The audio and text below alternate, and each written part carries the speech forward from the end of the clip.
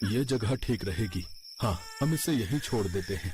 हाँ लेकिन जल्दी करो। एक छोटी बच्ची के माता पिता गरीबी के कारण उसे मलबे में पड़े एक सीवर के पाइप में लिटा कर चले गए। मासूम सी बच्ची उस वक्त केवल 10 दिन की थी। रात के सन्नाटे में वो भूख के मारे रोने लगी तो उसकी आवाज सुनकर कुत्ते भौंकने लगे। वो बच्ची लगातार रोई जा रही थी तो उसकी आवाज सुनकर पास ही बनी झोपड़ी से शारदा निकल कर आई। वो उसे देख कर बोली, हाय, कौन हुआ इस मासूम बच्ची को यहाँ छोड़कर चला गया? मुए का जरा भी कलेजा नहीं कापा? अगर मुझे आने में जरा भी देर हो जाती तो ये मुए कुत्ते तो इसको नोच कर खा जाते। शारदा ने उसे गोद में उठाया और उसे लेकर घर आ गई। उसने उसका नाम राधा रखा। अब वही उसका माँ की तरह पालन पोषण करने लगी। शारदा का भी इस दुनिया में कोई नहीं था तो उसे भी सहारा मिल गया। अपनी गरीबी के चलते शारदा उसे पढ़ा लिखा तो नहीं पाई, लेकिन घर के कामकाज और सिलाई कढ़ाई में उसने उसे काफी होशियार कर दिया। राधा दिखने में सुंदर थी, साथ ही वो सर्वगुण संपन्न भी थी। फिर एक रोज जब देखो उस कमबख्त को और कोई काम नहीं है, बस आते जाते तंग करते रहता है। आ गई चीनी लेकर, और तू क्या बड़बड़ा रही है? माँ, उस कमबख्त अमित को समझा लो, जब देखो आते जाते मुझे छेड़ता रहता है। अच्छा, क्या कहता है वो? क्या बोलेगा, हर बार की तरह एक ही रट, तू मेरे घर की बहू बनकर कब आएगी, बता कब आएगी। घर तो ऐसे बोलता है जैसे किसी बड़े बंगले का मालिक है। पहले ही कह देती हूँ माँ, मैं उस झोपड़पट्टी वाली से ब्याह ना करूंगी, बिल्कुल ना करूंगी। तो बेटी, हम गरीबों के लिए कौन सा राजकुमार घोड़े पर सवार होकर आएगा? और तू तो शुक्र मना कि उनको तेरे बारे में सब कुछ पता है, उसके बावजूद भी वो तुझे अपनाने के लिए तैयार हैं। अच्छा तो ये बताओ, मेरी जगह अगर तुम्हारी सगी बेटी होती तो क्या तुम उसकी शादी उस अमित से करवा देती? उसकी तीनों बहनें माँ कचरा बिनने का काम करती हैं। हाँ तो बुराई क्या है उनमें? अच्छे लोग हैं और काम छोटा बड़ा नहीं होता, बल्कि ये देख मेहनती हैं, कम से कम भूखे तो नहीं मरते। माँ के आगे राधा कुछ न कह पाई और कुछ महीनों बाद शारदा ने उसकी शादी अमित से करवा दी। उसके घर से कुछ दूरी पर ही उसका ससुराल था, जहाँ अमित, उसकी माँ, बाबा और 3 बहनें रहती थी। एक छोटी सी झोपड़ी में इतने सब लोगों को देखकर राधा हैरान रह गई। घबराओ मत राधा, मैंने यहाँ के मुखिया से बात की है। कुछ दिनों में वो हमारे लिए एक दूसरी झोपड़ी बनवा देंगे, तब फिर हम वहीं रहेंगे। तो ब्याह की इतनी भी क्या जल्दी थी? कुछ दिन और रुक जाते तो कम से कम चैन से तो रहते। अब मैं तो तुम्हारे बिना नहीं रह सकता था ना, इसीलिए। और ब्याह के बाद कम से कम तुम मेरी नजरों के सामने तो रहोगी। ऐसे ही समय बीता। कुछ दिन बाद, भाभी खाने में क्या बनाया है? दाल रोटी बनाई है।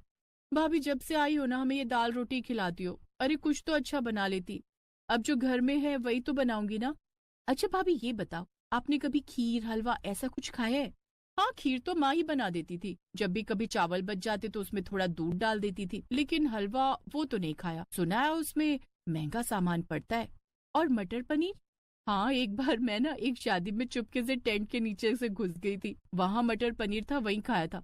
बड़ा ही स्वाद था। एक भला आदमी था, उसने भरपेट मटर पनीर और पुड़िया चावल और रायते के साथ खाने को दी थी। बस वो दिन था जब पहली और आखिरी बार खाया था। उसके बाद से उसका नाम सुनते ही मुंह में पानी आ जाता है, लेकिन कभी खाया नहीं।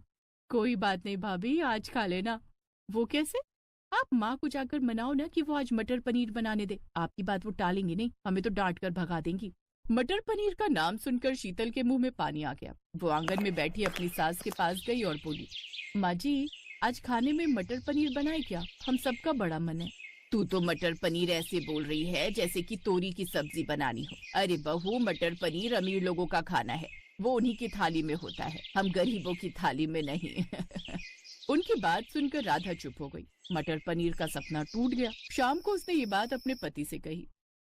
कुछ दिन सब्र कर लो राधा, मैं अपने कबाड़ के काम को और बढ़ाने वाला हूँ। काम अच्छा चलने लगा तो तुम रोज मटर पनीर बनाना। एक दिन उसकी दुकान में आग लग गई और सब कुछ जलकर खाक हो गया। दुकान के बगल में ही उनकी झोपड़ी थी, वो भी उस आग की चपेट में आ गई। 3 जवान बहनें, नई नवेली पत्नी और बूढ़े माँ बाप को जैसे तैसे करके सर ढकने के लिए उन्होंने झोपड़ी तो फिर से बना ली, लेकिन पेट भरने और तन ढकने के लिए अब कुछ नहीं बचा। जैसे तैसे वो कूड़ा बीन कर घर चलाते। एक रोज गांव में स्पीकर पर एक आदमी बोलते हुए जा रहा था कि सरकार गरीब महिलाओं को सिलाई मशीन मुफ्त में देगी ताकि वो अपना कुछ काम शुरू कर सके। ये सुनकर राधा को एक उम्मीद की किरण दिखाई दी। अमित, मेरे साथ ग्राम पंचायत चलो, मैं भी सिलाई मशीन के लिए आवेदन करना चाहती हूँ। ऊपर वाले ने चाहा तो मुझे जल्द ही सिलाई का काम भी मिल जाएगा।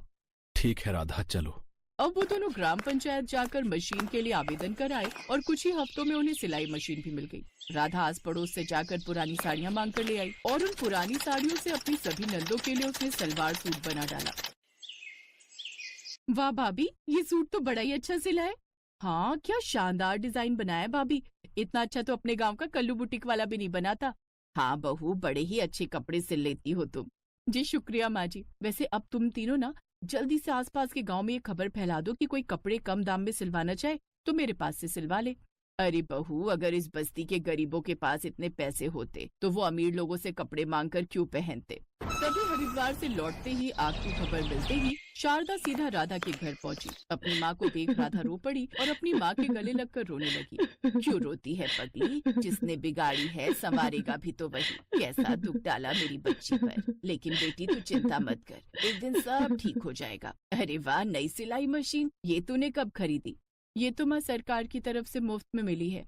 अच्छा, तो फिर तो तू इसी को अपनी कमाई का जरिया बना। तुझे पता है अभी भी तेरे मायके के पुराने ग्राहक है ना, वो तेरे इंतजार में बैठे रहते हैं। रोज पूछते हैं वो मुझसे कि राधा कब आएगी, हमें उससे कपड़े सिलवाने हैं। तू बोल तो मैं तेरे ग्राहकों को तेरा घर दिखा देती हूँ, वो अपने आप तुझसे हर बार कपड़े सिलवाने आएंगे। अरे माँ, नेकी और पूछ पूछ। उसके बाद शारदा ने सभी ग्राहकों को राधा का घर दिखा दिया। इसके साथ उसे कोई और भी मिलता तो वो उन ग्राहकों को राधा के पास ले आते। अब सब ग्राहक उसी के पास कपड़े सिलवाने आने लगे। राधा अच्छी कमाई करने लगी, साथ ही उसने सिलाई सेंटर भी खोल लिया। अब अमित की भी एक प्राइवेट कंपनी में नौकरी लग गई। उनकी गरीबी अब दूर होने लगी। फिर एक रोज, भाभी जोरों की भूख लगी है और आज रसोई से खुशबू भी बहुत अच्छी आ रही है। आज आपने क्या बनाया है? आज मैंने सबकी पसंद का मटर पनीर बनाया है। वाह भाभी, मटर पनीर। हाँ, और साथ में पूरी हलवा भी बनाया है। सभी पूरी हलवा खाकर बहुत खुश होते हैं। मैं बहुत भाग्यशाली हूँ राधा, जो मुझे तुम जैसी पत्नी मिली। अब हम दोनों मिलकर सब कुछ ठीक कर देंगे। हाँ अमित, हम दोनों मिलकर सब ठीक कर देंगे। उस दिन के बाद वो दोनों खूब पैसे कमाने लगे। कुछ ही दिनों में उन्होंने खुद का पक्का बड़ा घर बना लिया, जिसमें राधा अपनी माँ को भी ले आई। अब वो सब एक साथ खुशी खुशी रहने लगे।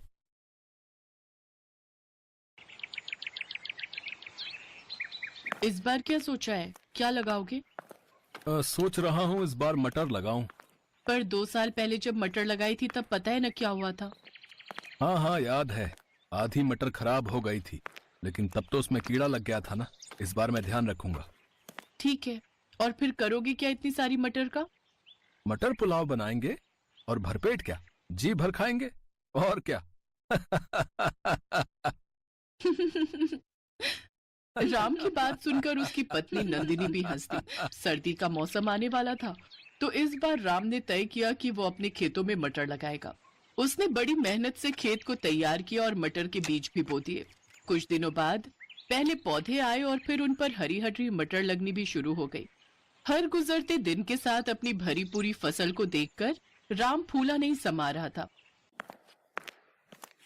नंदिनी, ओ नंदिनी, चलो जरा, तुम्हें कुछ दिखाना है। पर अभी बहुत काम है। अरे ये काम तो होते रहेंगे, तुम चलो मेरे साथ। इतना कहकर राम ने नंदिनी का हाथ पकड़ा और उसे लेकर सीधा अपने खेत पहुंचा। खेत देखकर नंदिनी के चेहरे पर भी मुस्कान आ गई। पूरा खेत हरी भरी मटरों से भरा हुआ था। ऊपर वाले की कृपा से बहुत बढ़िया फसल हुई है इस बार। तुम देखना नंदिनी, इस बार खूब अच्छे पैसे मिलेंगे इन मटरों के। मैंने सोच लिया है, पैसे आते ही सबसे पहले घर की छत सुधरवाऊंगा। और कोई खर्चा है क्या? हाँ है ना, एक बढ़िया सी साड़ी भी दिला देना मुझे। हाँ हाँ, ले लेना।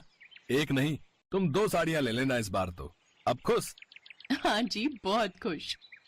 मटर की बढ़िया फसल देख थी कि इस बार राम की फसल बहुत बढ़िया हुई है। और फिर एक दिन राम के घर के बाहर एक चमचमाती कार आकर रुकी और कार से उतरा इलाके का विधायक राम अवतार सिंह। अरे विधायक जी, आप राम राम। राम राम भाई, कैसे हो? ऊपर वाले की कृपा है विधायक जी। कृपा तो वाकई बहुत हुई है तुम पर। मैंने सुना है इस बार तुम्हारी मटर की फसल बहुत अच्छी हुई है। हाँ विधायक जी, सब भगवान की दया है। तो क्या सोचा है, किसे बेचोगे अपनी मटर? अभी तो कुछ ऐसा सोचा नहीं है विधायक जी, जहां सही दाम मिल जाएगा वहीं दे दूंगा। अरे तो हम काय के लिए हैं, हमको दे दो अपनी सारी मटर। हम पूरे 15 रुपए देंगे तुम्हें 1 किलो के। पर शहर में तो इस बार 25 से 30 रुपए किलो बिक रही है मटर। देखो राम, मटर है, गेहूं नहीं, जो कई महीने संभाल लोगे। 2 दिन बाद सूखने लगेगी सारी की सारी। मेरे पास स्टोरेज की सुविधा है, मैं तुम्हारी सारी मटर खरीद लूंगा हाथों हाथ। ठीक है विधायक जी, मैं आपको शाम तक बताता हूँ। राम को दुविधा में छोड़कर विधायक वहां से चला गया और फिर उसके जाने के बाद क्या करूं नंदिनी, कुछ समझ नहीं आ रहा। ये विधायक हम गरीब किसानों का हमेशा फायदा उठाता है। हमसे कम पैसों में फसल खरीदकर शहर में ऊंचे दामों पर बेचता है। मेरी मानो तो आपको कुछ और लोगों से भी बात करनी चाहिए। इतना आसान नहीं है नंदिनी। रामावतार की मर्जी के बगैर कोई व्यापारी मेरी मटर नहीं लेगा। उससे कोई बैर नहीं लेना चाहता। और मुझे डर इस बात का है कि अगर सारी मटर यहीं सड़ गई तो 1 पैसा नहीं मिलेगा। हाँ, अच्छा, तो फिर क्या कर सकते हैं? विधायक जी की नजर हमारी फसल पर है, तो बेचनी तो उसे ही पड़ेगी। अच्छा सुनो, अब खाने में क्या बनाया है? गर्मा गर्म मटर पुलाव है जी। अरे वाह, तो जल्दी से ले आओ फिर, बड़ी भूख लगी है। पिछली बार राम ने अपने खेत में धान बोए थे और उस बार भी उसकी फसल अच्छी हुई थी, तो घर में चावलों की कमी नहीं थी। और जब इस बार मटर आई तो नंदिनी ने सबसे पहले मटर पुलाव बनाकर ही राम को खिलाया, क्योंकि मटर पुलाव राम को बेहद पसंद भी था। जब राम और नंदिनी खाना खा रहे थे तभी उन्हें बाहर से शोर सुनाई दिया। लोगों के चीखने चिल्लाने की आवाजें आ रही थी। दोनों ने फौरन बाहर निकलकर देखा तो पूरा गांव जल रहा था। आग बहुत बढ़ चुकी थी, लगभग सारे घर जल रहे थे। बस एक राम का घर सुरक्षित था, क्योंकि वो उसके खेत के किनारे ही था और बाकी के घरों से दूर था। राम खाना छोड़कर फौरन लोगों की मदद के लिए दौड़ा। काफी देर बाद आग तो बुझा ली गई, लेकिन गांव के सारे घर जलकर राख हो चुके थे। सारा सामान, सारा राशन, सब कुछ राख बन चुका था। हिम्मत रखिए आप सब, हम सब मिलकर कुछ ना कुछ जरूर कर लेंगे। एक काम करते हैं, विधायक जी के पास चलते हैं, उनसे मदद मांगते हैं। हाँ हाँ, ठीक कह रहे हो, चलो चलते हैं। पूरा गांव रामावतार विधायक के पास पहुंचा। गांव के लोगों ने विधायक से अपनी परेशानी बताई तो विधायक ने उन सबको दुत्कार दिया। चलो, अब क्या बस यही काम रह गया है? लापरवाही करो तुम, आग लगाओ तुम, और भरपाई करूं मैं, मतलब कि सरकार। गांव के लोगों को विधायक पर गुस्सा आ रहा था, पर वो मजबूर थे और मुंह लटकाकर वहां से जाने लगे। तभी विधायक ने राम को आवाज लगाई। अरे राम, यहाँ आओ, इनका चक्कर छोड़ो। तुम्हारी फसल तो ठीक है ना?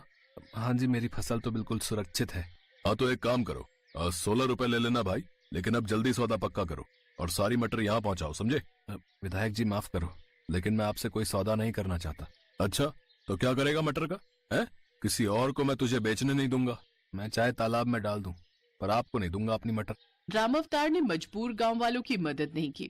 इस बात से राम बहुत नाराज था। उसने विधायक से सौदा करने से साफ इनकार कर दिया। फिर घर लौटते हुए उसने गांव के कई बच्चों को भूख से रोते बिलखते देखा और फिर। नंदिनी, घर में कितना चावल है? काफी है, वैसे क्यों पूछ रहे हो? हमारे पास मटर की कोई कमी नहीं है। तुम एक काम करो, मैं कुछ लोगों को साथ लेकर एक बड़ा चूल्हा बनाता हूँ और तुम गांव की औरतों के साथ मटर पुलाव बनाने की तैयारी करो, सबके लिए। जब तक मेरे घर में मटर और चावल का एक भी दाना है, मेरे गांव का कोई बच्चा भूख से नहीं रोएगा। लेकिन फिर हम लोग। अपने बारे में बाद में सोचेंगे नंदिनी, फिलहाल गांव के बारे में सोचना है। नंदिनी ने इसके बाद कुछ नहीं कहा और खाना बनाने की तैयारी शुरू कर दी। अगले कुछ दिनों तक नंदिनी की रसोई में ढेर सारा मटर पुलाव पकता रहा और गांव के लोगों की भूख मिटाता रहा। पूरा गांव राम और नंदिनी को दुआएं दे रहा था। लेकिन फिर धीरे धीरे राम के घर चावल और मटर खत्म होने लगे और राम और नंदिनी सोच में पड़ने लगे। तभी एक दोपहर को कुछ ऐसा हुआ जिसकी उम्मीद किसी को नहीं थी। अरे मुख्यमंत्री साहब, आप मुझ गरीब के घर। राम राम साहब। अरे नंदिनी, ओह साहब, आप अंदर आइए। नहीं, यहाँ बैठिए, यहाँ बैठिए साहब। अरे बस करो भाई, तुम पहले ही बहुत कुछ कर चुके हो। यहाँ जो कुछ हुआ उसके बारे में मुझे सब पता चल चुका है, लेकिन अब किसी को परेशान होने की जरूरत नहीं है। मैंने आदेश दे दिए, कलेक्टर साहब सारी व्यवस्था कर देंगे। बहुत बहुत शुक्रिया साहब, अब तो कुछ नहीं चाहिए। चाहिए, हमें चाहिए तुम्हारे जैसे उम्मीदवार जो सच्चे दिल से जनता की सेवा करें। यहाँ के विधायक की सारी पोल पट्टी खुल चुकी है और इस बार के चुनाव में तुम्हें इस इलाके से टिकट देना चाहता हूँ, ताकि यहाँ सही मायने में विकास हो सके। सीएम साहब की बात सुनते ही गांव के लोग सीएम साहब और राम की जय के नारे लगाने लगे। सीएम भी समझ चुके थे कि अब राम को विधायक बनने से कोई नहीं रोक सकता।